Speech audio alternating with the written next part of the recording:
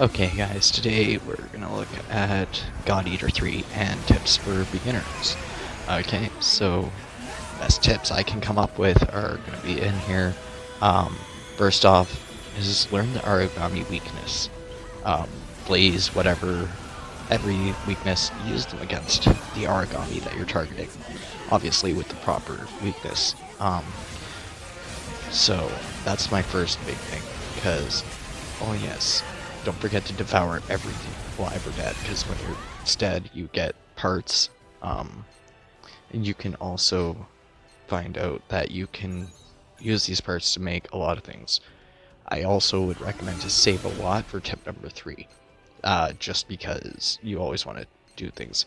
Tip 4 would be build a bullet if you don't already have um, something that's weakness wise for it.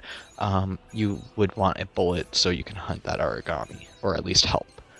This is my bullet, Divine Barrage, for example. You'll see in a second what it looks like. Just the recipe there. It's very simple. And obviously I'm causing interference decay with that bullet, but it causes a lot of damage. Try to remember for tip 5 which origami drop what, as it will help you figure out what you need to farm for certain weapons later on, like the Ronin cloth or whatever it is. I forget who it's from, but you need that for some weapons. Also, bring a squad. It can help you fight and revive you, so that's also very helpful. With this, for example, use elemental weapons. For example, I'm using Zelmira for the scythe in this, which is a divine. There's the shock ring, for example, of the electric type weapon. So the shock ring was a very useful weapon for a while. I liked it, but I like scythes better. There's me using the divine weakness to my advantage with the divine buckshot. Pay attention to your tutorials is tip number 8, because it will tell you how to use your burst mode, and it just teaches you so many things. I used a buster on this one for Hashup, just to activate it. Use your buttons. For me, it's the right button and X to devour. When you devour the body, even like I just did, you'll notice I got my materials coming in now. This is all old footage, but I'm just kind of showing what all is around. This is a good example of a burst art for the scythe, for example. You can have it attached to your bursts. Carry items for tip 9.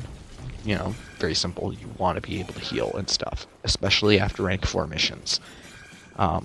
Even if it's a regen capsule or something like that. So, on to tip 10, pick up items every chance you can.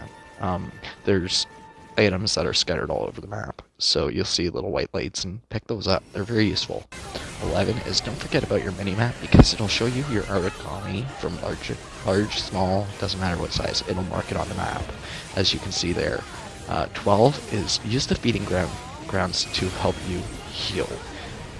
It looks like a blue splashy fountain thing. Tip 13, don't forget to dodge their attacks as well, as later some can really eat at your health bar.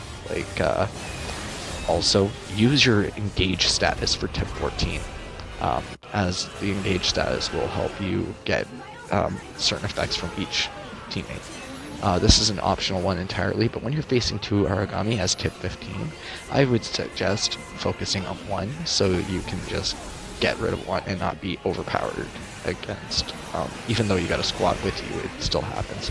Tip 16 is just to try to keep your endurance above 6, because it helps with getting higher rank on your missions. So instead of getting like an A rank, you'll get triple S or something.